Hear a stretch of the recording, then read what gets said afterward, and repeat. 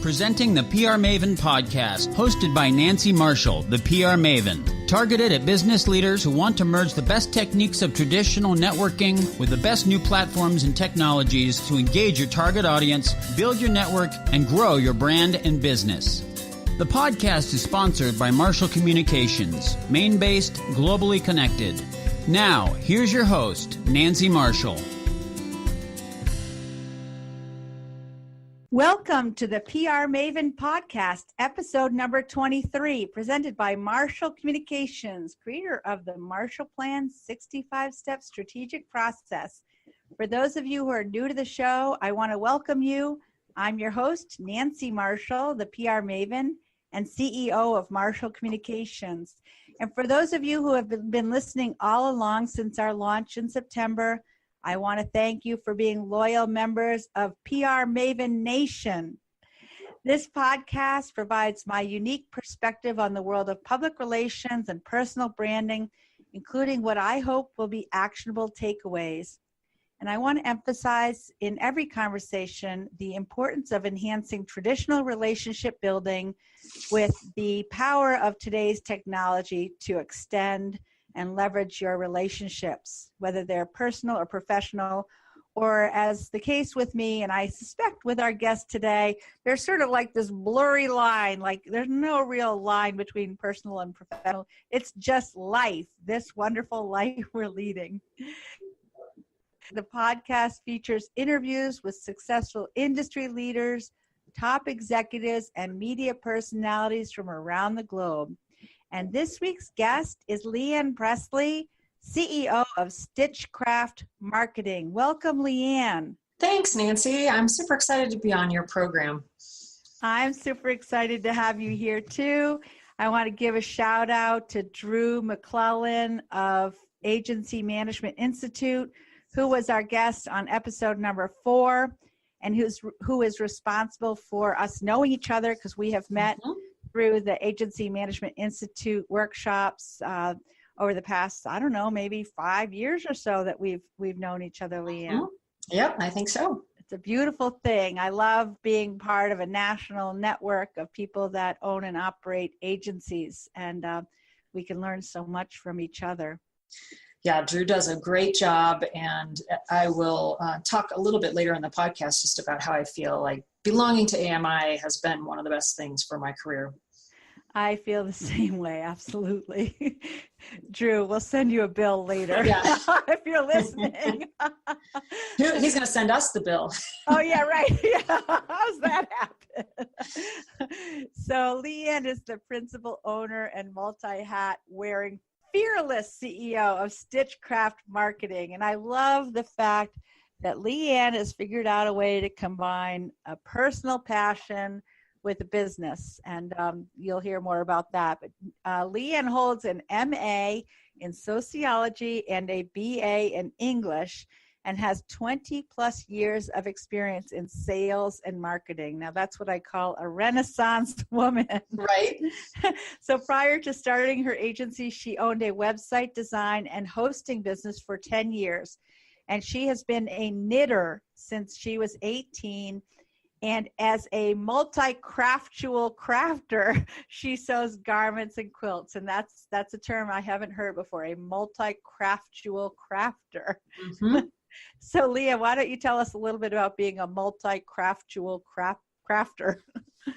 Well, multi-craftual crafter just means that you do more than one craft. So I started off with an interest in the fiber space as a knitter, and then that quickly became other crafts. I got into scrapbooking and did that for a couple of years, and then I got a sewing machine and started making garments, and now I do, probably 5 or 6 different crafts.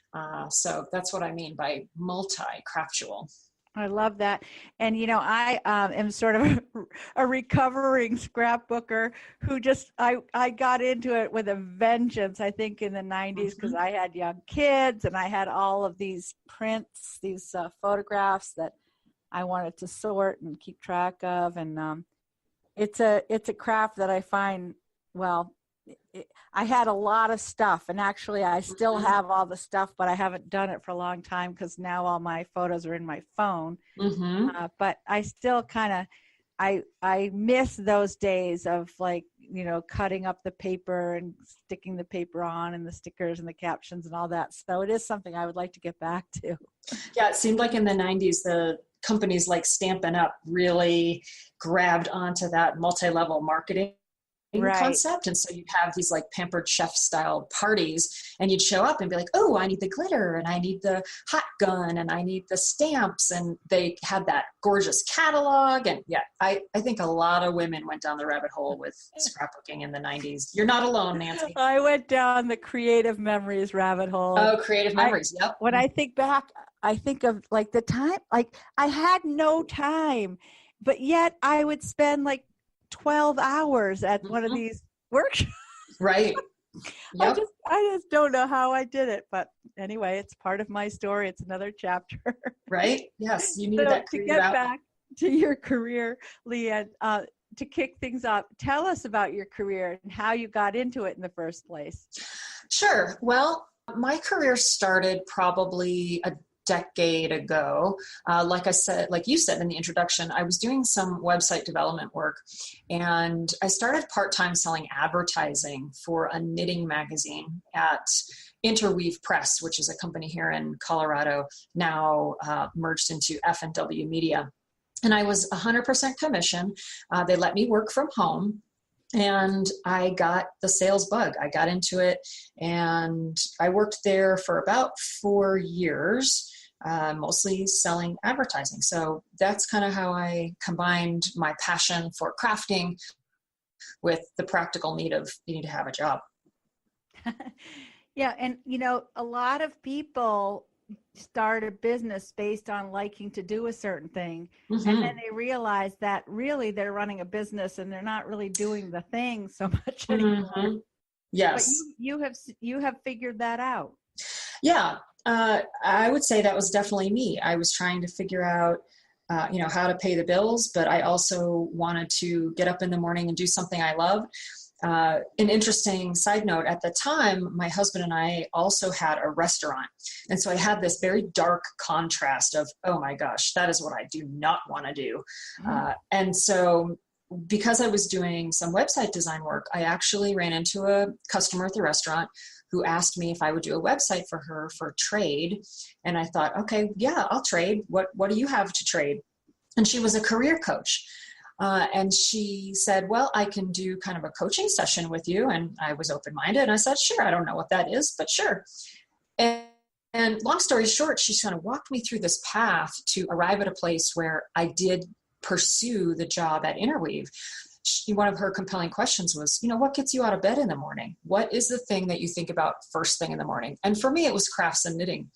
And I pursued that path. I went to Interweave. I knocked on their door till they gave me a job. And that was one of the best decisions I ever made.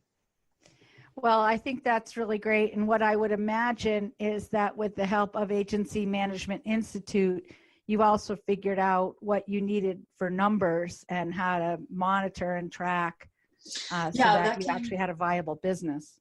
Yes, absolutely. That came a few years later. When I kind of woke up one day and went, oh my gosh, I think I have an agency. What am I going to do? And a friend put me in touch with Drew and put me on that path. But for a couple of years, it was sort of the accidental entrepreneur. Yeah, for me, I started my business in 1991, and for 8 years until I found Agency Management. Then it was Agency Management Roundtable. You're right. 1999.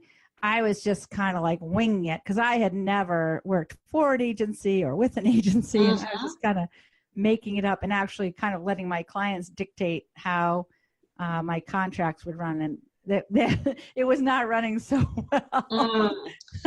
I was in the same boat. Yeah. So if you had it to do all over again, what would you do differently, Leanne? Well, I would do exactly what we just talked about, is join a network sooner. I think I waited a couple of years before I reached out to Drew, before I was introduced to him. And I know there are a lot of different styles of professional organization, but if I had to do it all over again, I probably would have taken it a little more seriously in the beginning to try to set up those systems and processes that now I rely on so heavily. And whether or not that's, being autodidactic and teaching that to yourself or finding a group like AMI, but I probably would have just gotten a little bit more serious about it sooner. Well, there's just so much coming at you when you first start a business. So, thinking of systematizing is not always top of mind. However, Right. I was lucky to discover the book, maybe you did too, The E-Myth Revisited. Which, Great book.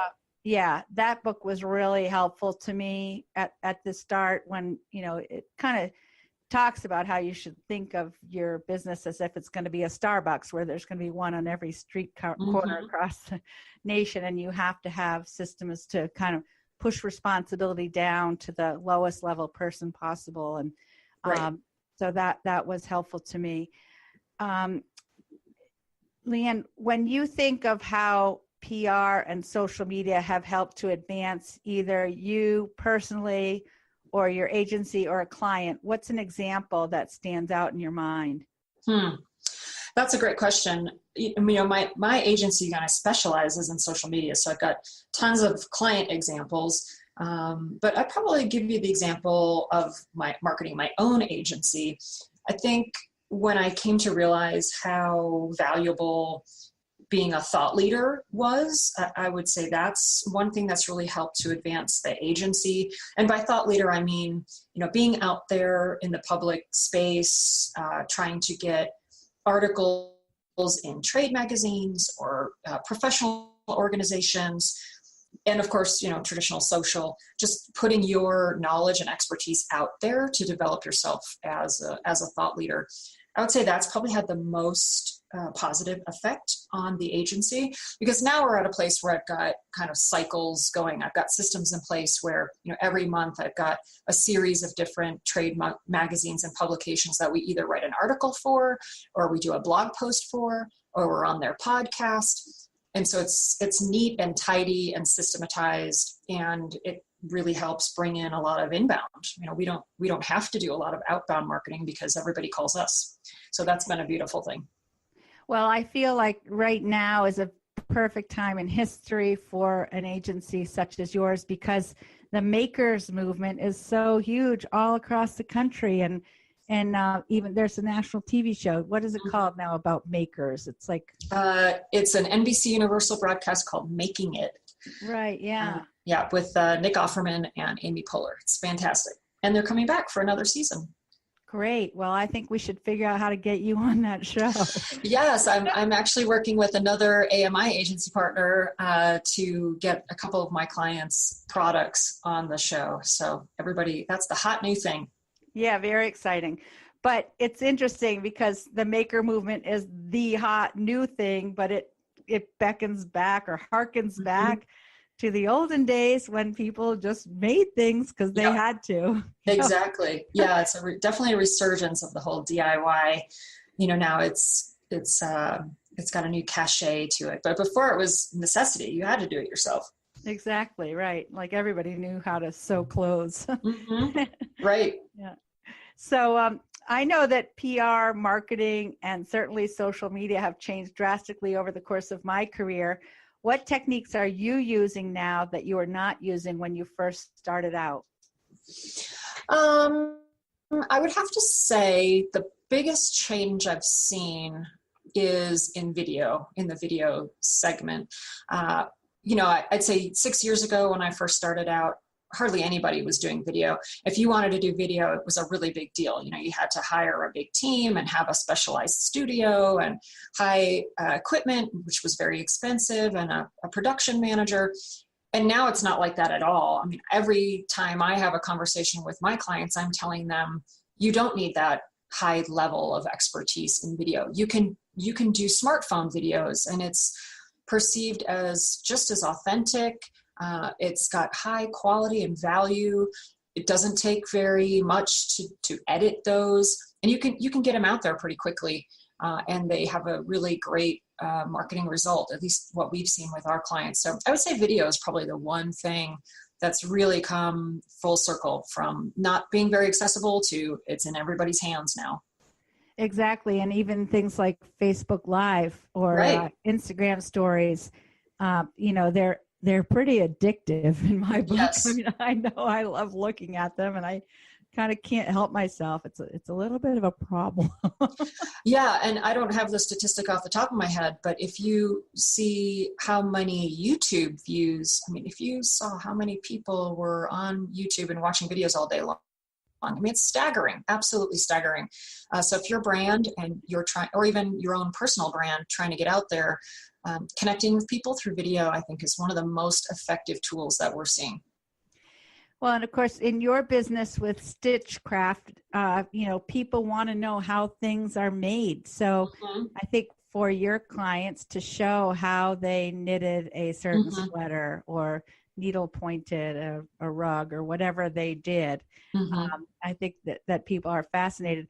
I know one of the podcasts that I enjoy listening to is How I Made This by Guy Raz. And, so people are fascinated with again, that I guess goes back to the maker movement.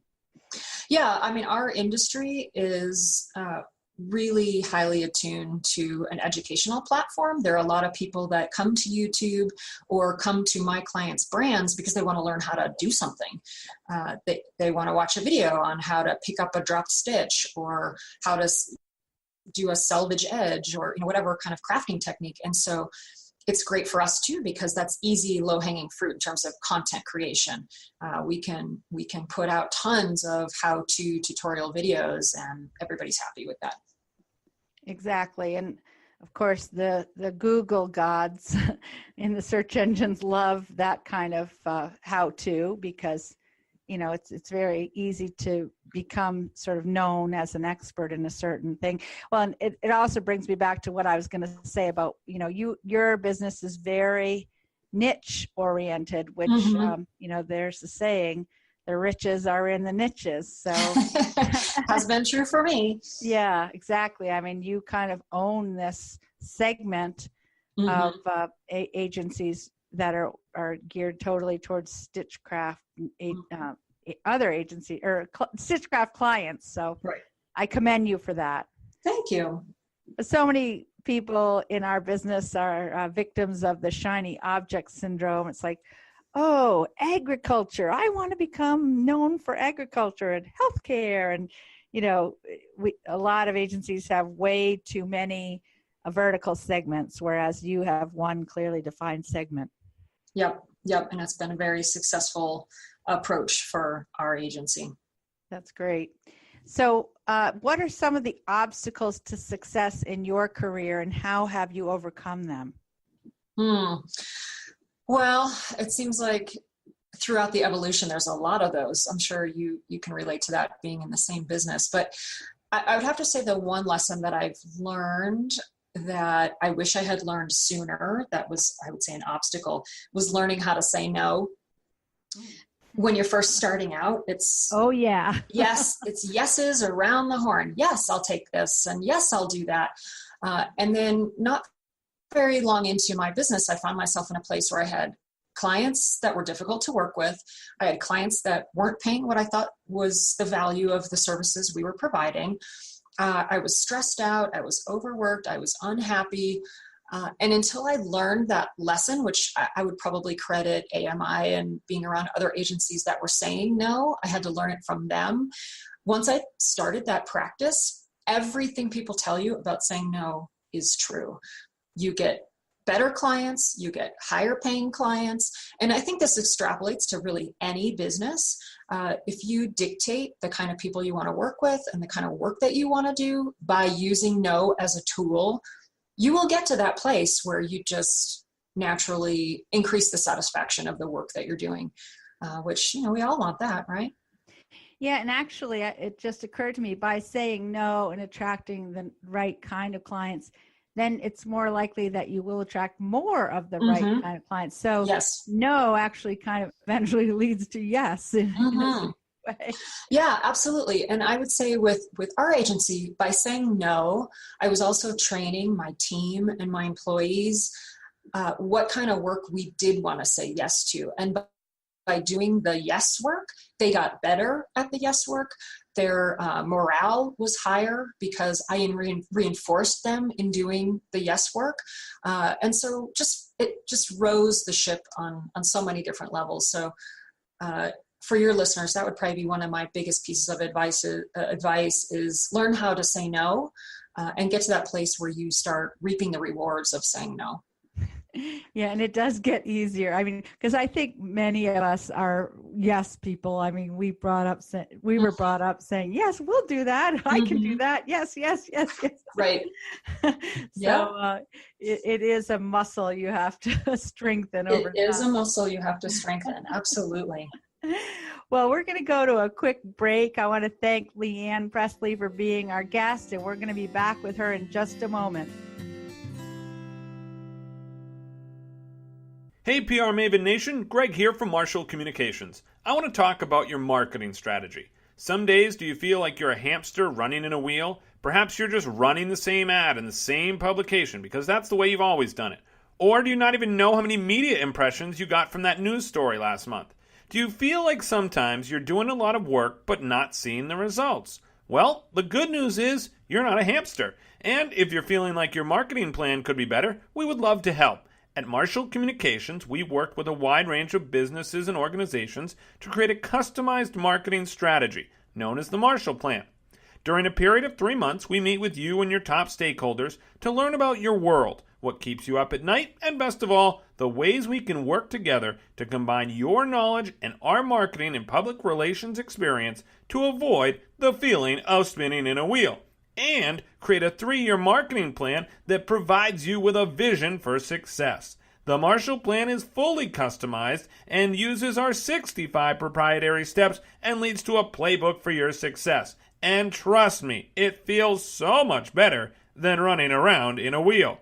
Now, it's a great time to get your business going, grow your business, increase your profits, and most importantly, measure your results. If you think your business or organization would be a candidate for a Marshall Plan, you can take our Marshall Plan quiz to find out. Visit marshallpr.com/quiz. And if you'd like to schedule a free consultation about a Marshall Plan, visit marshallpr.com/consult or call us at 207-623-4177. Be sure to mention the code PODCAST for your free gift.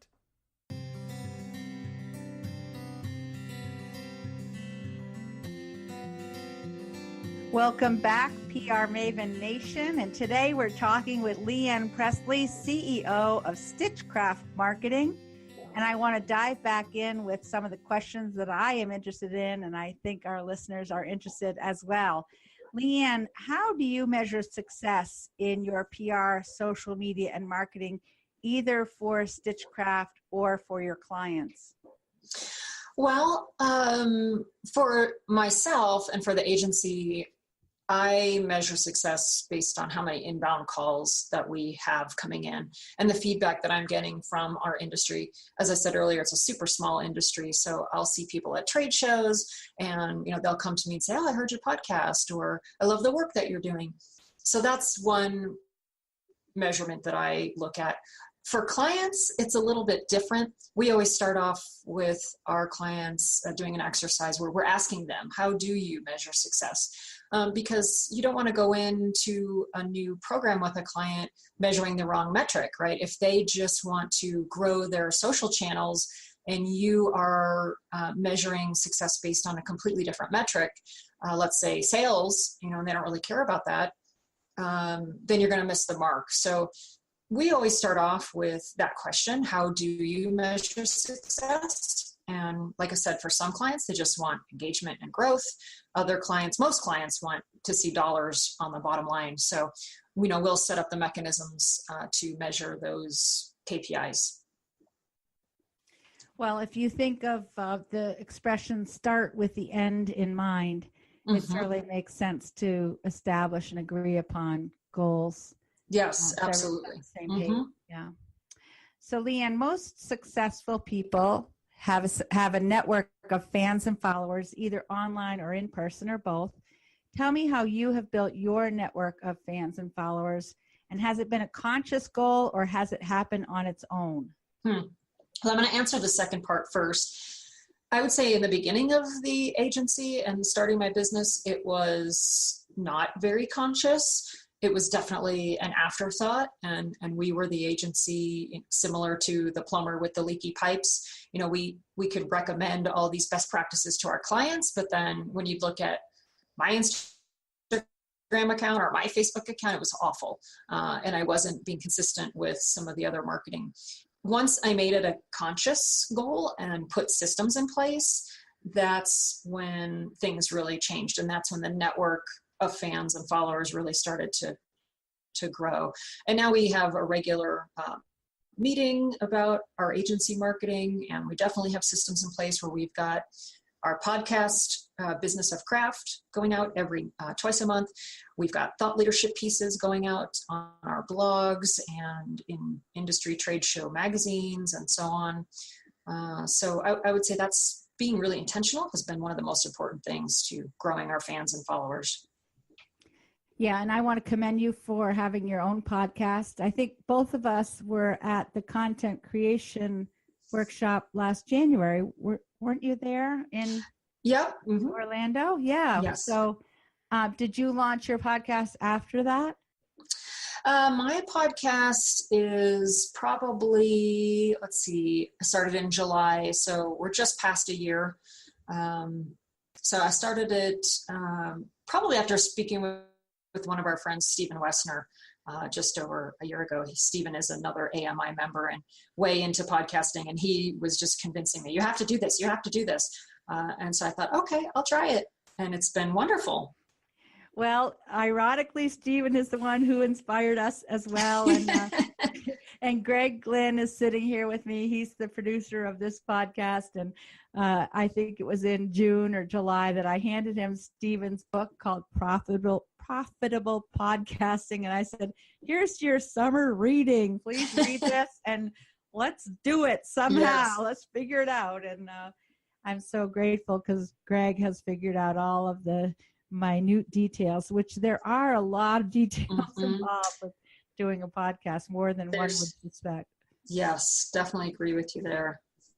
But I commend you too, because it sounds like you have a robust marketing program for Stitchcraft Marketing. And I know that as we have evolved with our own marketing for Marshall Communications, it feels really good. I mean, it's funny because you know, one of the things I love is doing public relations, and the more public relations we're doing for our own business, I feel just it's very fulfilling and rewarding. Yeah, I think it's one of those things that on the front end seems like a lot of work. And, you know, I would advise listeners, you know, get help if you need it. I'm sure one of the books that you're familiar with is Traction by Gino Wickman.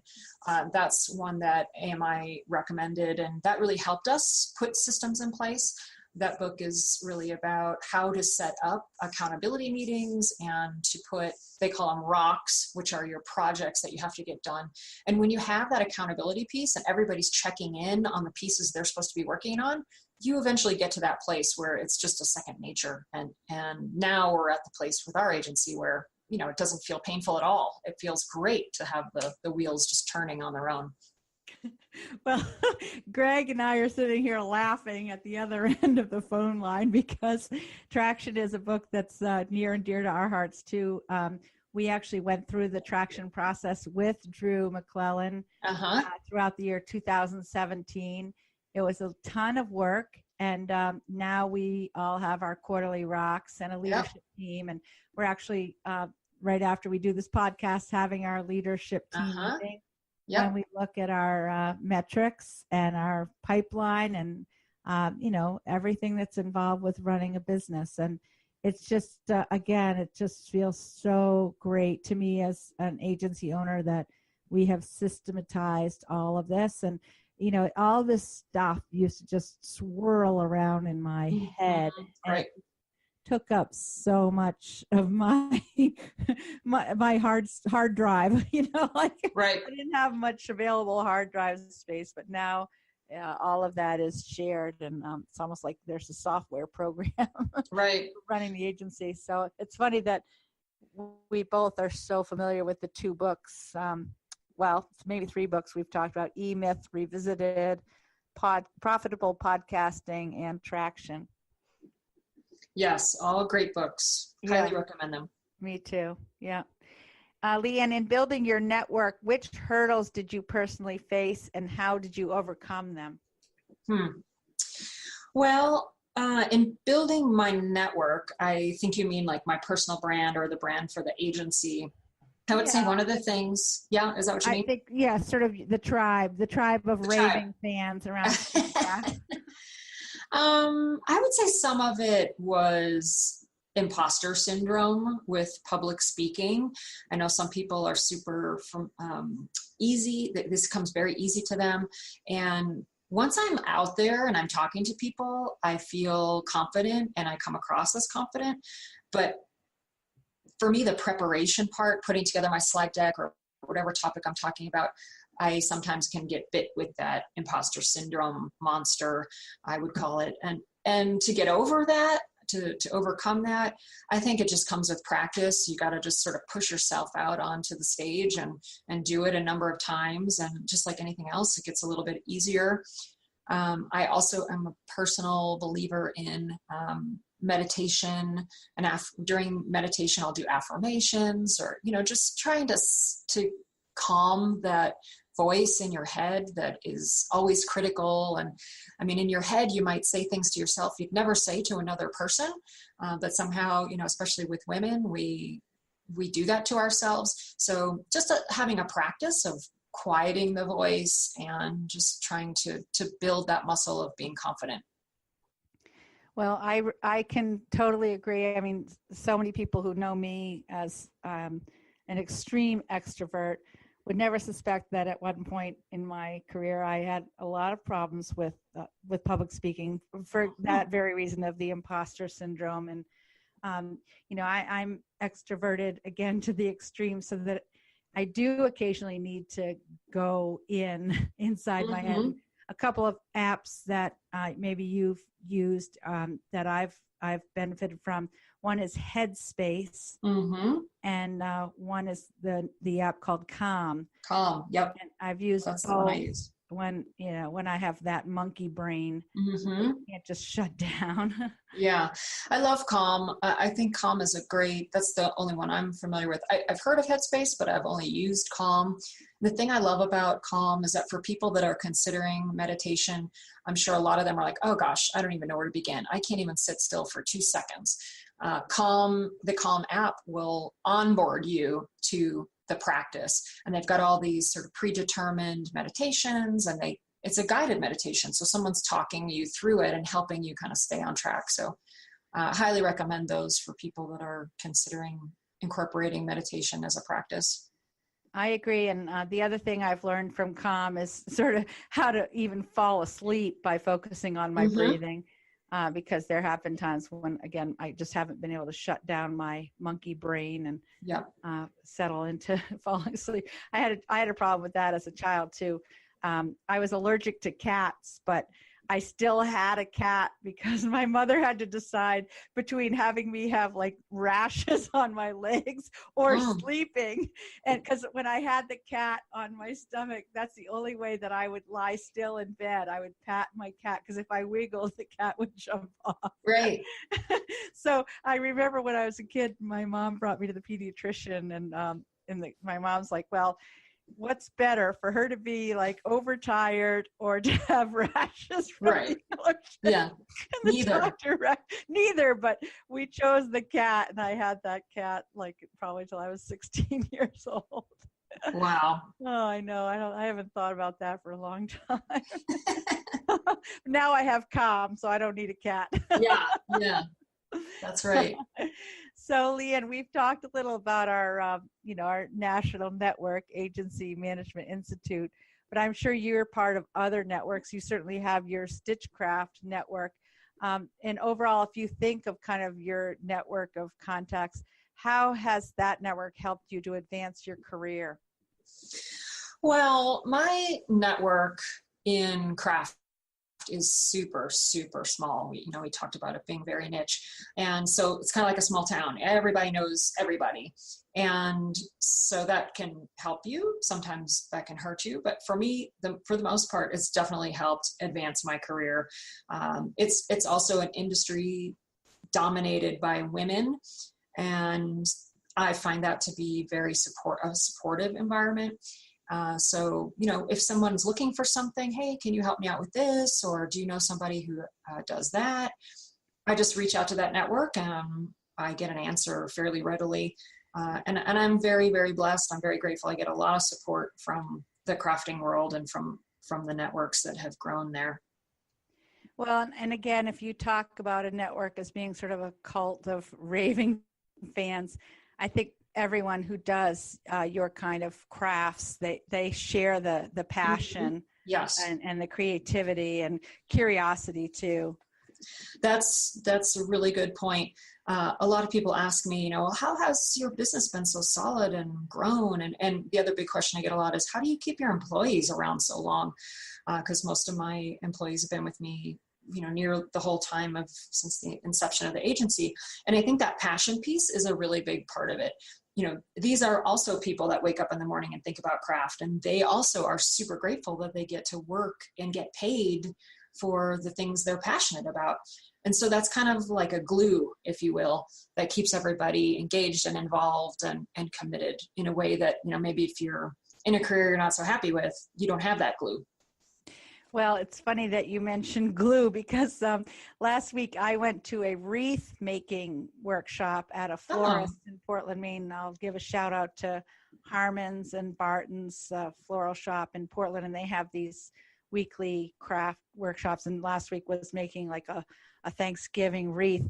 And, we used a glue gun and we had all these different materials. And for me, just spending 2 hours without my phone was so great. Like, it's just what the doctor ordered, because I tend to be, I'm sure probably you are too, except when you're doing your craft, I just am so addicted to that phone and the social media and email.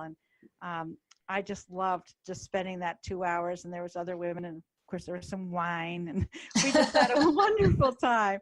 And I'm definitely going back to one of their workshops. But of course, you are dealing with people who are professional crafters, not amateurs like me. Well, not necessarily. I mean, my clients are all in the professional sphere, but the consumer that we're serving is someone like you. Right. Yeah. Just we talked about the passion and the curiosity. And I think there's also an element of the joy of discovery, like, discovering a new craft or a new technique that is so exciting in your industry. Yes. It keeps the brain moving and stimulated, which I love. Right. Yeah. Again, I'll mention in Portland, Maine, there's a young woman who makes these beautiful tapestries with natural elements. Her name is Kelsey Haley. And through a shop in Portland called Home Remedies, I've worked with Kelsey, and I just am so inspired by her, and following her on Instagram and seeing the things she's creating. And I can see she's a graduate of the Maine College of Art, which is a pretty well-known art school in Portland, Maine. And again, I just like following her career and seeing the new things she's creating. So if you were talking to someone like Kelsey or someone just starting out in their career, what would be one piece of advice you would have for them? Well, Nancy, I think this kind of goes back to the other question you had asked about what's one thing that advanced your career in your network. And I would have to say that is being a connector, you going out there and trying to connect people together. I mean, just like you're doing right now, where you're giving a shout out to Kelsey and telling people how they can get in touch with her, or you're recommending they reach out to her. I think that's a beautiful thing. And I think not only does that help build your network, but it will help you with your career. So I also think this wasn't something I learned very early on, but once I started to do it and I put people in touch with each other, that created a lot of goodwill among people, and it made me known as a connector. So people would put other people in touch with me. They'd be like, oh, ask Leanne. She might know somebody who does web dev, or she might know somebody who does cool tapestries, whatever the thing might be. So I think if you're just starting out in your career, to try to make an effort to learn about what people have as assets, file that away in your brain. And then if you're at a party or an event or a trade show and that comes up, make an effort to connect those people later on. I think that would do wonders for a burgeoning career. Well, I agree. Absolutely. And, that's one of the things that gives me the greatest joy is connecting people with each other, and introducing them. And then I would also encourage people starting out in their career to really take advantage of LinkedIn. Yes. And, again, that's the whole premise of this PR Maven podcast, is when you meet someone in person, to be sure you connect with them online. And LinkedIn is kind of the most professional place to connect and to get involved with all the different aspects that LinkedIn offers as well. Right. And by building those relationships, by, putting those small seeds of goodwill out there, you just never know when that's going to come back to you also. I've had many instances where 2, 3, 5 years down the road, someone will circle back around and say, oh, I remember the time when we were at that party and you told me about so-and-so. And, I love that part of building a career. Yeah, it's amazing to me. Also, when you do a speaking engagement and then 5 years later, a client emerges from that, it's like, wow, right. I spoke to that group, but I'm glad you remembered. What is one parting thought you would like to share with our audience today, Leanne? Oh, a parting thought. Let's see, probably just some more general advice. I would say one of the things that's really helped me is to be a lifelong learner. I love to learn new things, and there's just so many benefits to that. I have so many interests. Like right now I'm studying Italian language, and every week I study it. I'm trying to learn more about the language and connect with language learners. And, I can say I have so many different examples of that across my life, where if I don't know how to do something, I get on YouTube, or I go to the library, get a book, or I ask a friend, I have someone show me or teach me. So that's really enriched my life. And if I were to give that advice to my daughter or younger people, it would be, don't ever give up on learning new things. Oh, I agree. Absolutely. And I admire you for learning Italian. And I hope that you're going to go to Tuscany or somewhere in Italy and enjoy speaking with people there. Oh, yeah. I love it. I try to go as often as I can with the agency and of course, my budget. But, one of the things that's fabulous right now is you don't have to be in the country anymore with Skype and all of the digital ways people can connect. Like I have a language partner. We chat on Skype every week for an hour. We do half an hour in English and half an hour in Italian. And so I can do that right from my home office. Oh, that's awesome. Do you have a little Italian wine while you're doing that?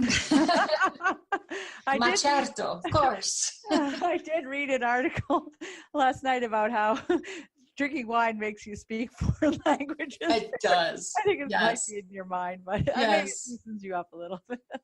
I would concur with that wholeheartedly. Leanne, my final question is to help PR Maven Nation connect with you. What are some of the best ways our listeners can get in touch with you? Yeah, so we are at stitchcraftmarketing.com. That's our agency website. We also have the podcast, which is available on all the platforms, Stitcher, iTunes, and Google Play. And that is Business of Craft. And if you can't find it, just go to the website /podcast and you can find it there. That'd probably be the best way to reach out. Well, thank you. And I really appreciate your time today. It was really fun chatting with you, and you've kind of reinvigorated my curiosity about all the different crafts that I've done over the course of my life. And I have actually, I think, 2 sewing machines that I haven't used. You do? So, I was in the 4-H when I was growing up. So I did a lot of sewing and cooking and community service through the 4-H. So, awesome. We'll have to. Yeah, I used to be in those fashion shows too, the 4-H fashion shows. Oh my gosh, those are fantastic.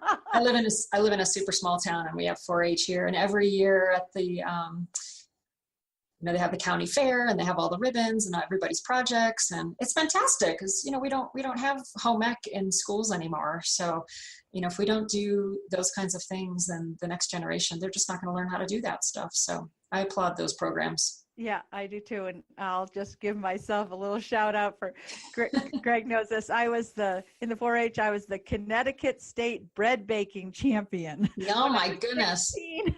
That's one of my biggest accomplishments in my whole life. Awesome.